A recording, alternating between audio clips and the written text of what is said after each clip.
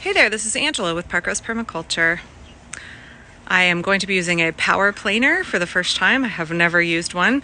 I inherited this butcher block from my grandparents, and it has been sitting in storage for a long time because it is made obviously out of a whole round of a tree, and the middle of it wears less well.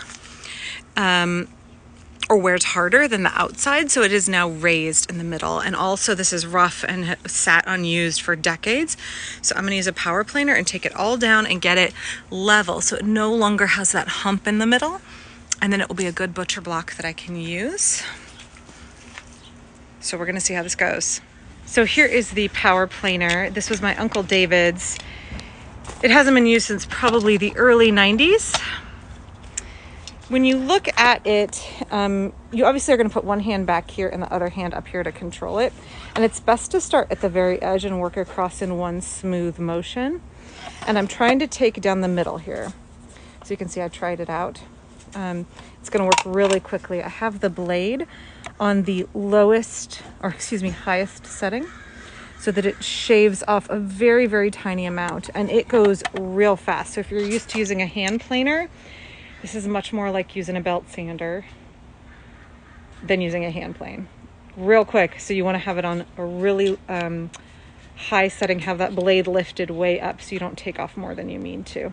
So here we go. So when you use a power planer, you want to wear a mask, good protection, and you want eye protection on top of your regular glasses if you wear them.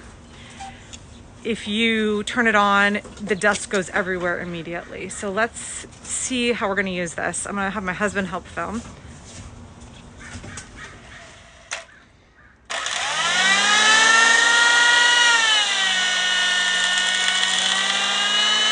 All right, so I have planed it so it is all fairly even. We've gotten rid of all of the high spots, and now I am going to be running a belt sander and smoothing out the top.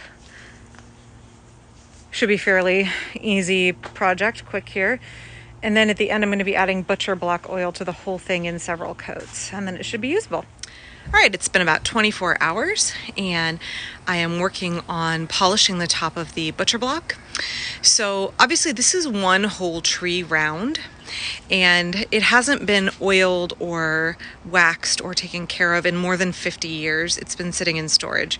So it's really dry and really, really thirsty. So I used the planer and I got this hump out of the middle of the table. And then I used a belt sander with 80 grit sandpaper and smoothed it out because the planer is not going to be able to get it perfectly smooth. So 80 grit's about right for this. And I left on purpose this little edge. I really love how you can see the marks from a cleaver that were used. So this is a little bit lower, but I didn't take that out because I really like that. In my headcanon here, I'm imagining this is where somebody set their chicken and chopped the heads off their chickens. So anyway, I am working on polishing it. So because it's so thirsty, I have a bottle of butcher block polish that is made with lemon and beeswax and is food safe and totally fine to use on this. You want to make sure if you're using mineral oil or some other kind of finish, it is food safe. I've used half a bottle already and it soaked it up immediately. You can see the middle of the block. It doesn't even look like it's been oiled. It's very dry, so I'm now going to put more on. I've oiled the sides, so it really should be rub on, rub off after a moment or two, but it just sucks it right up, and so there's nothing to polish off. So let me go ahead and put a little bit more in here and I'll show you. I have my rag here. And I just liberally dump it all over, and it wants to soak it up very quickly. You can see how it's going down into the grain because it is a whole round and it's that end grain, it really sucks it up. And like I said, there really isn't anything to wipe off. Very rapidly it soaks up. So I'm looking at a butcher block that hasn't been oiled in at least 50 years.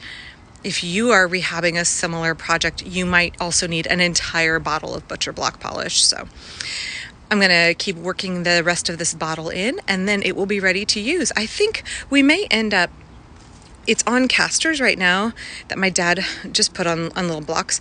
I think I may end up building it up higher and putting a little shelf, a little triangle shelf on the bottom, because I'm 6 feet tall and this butcher block is well over 100 years old, and whoever was using it was shorter than I am, and it's not at a comfortable height for me.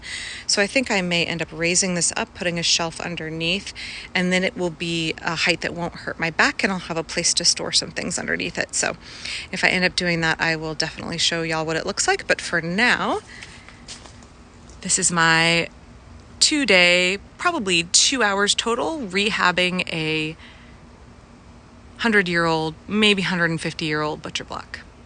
Thanks.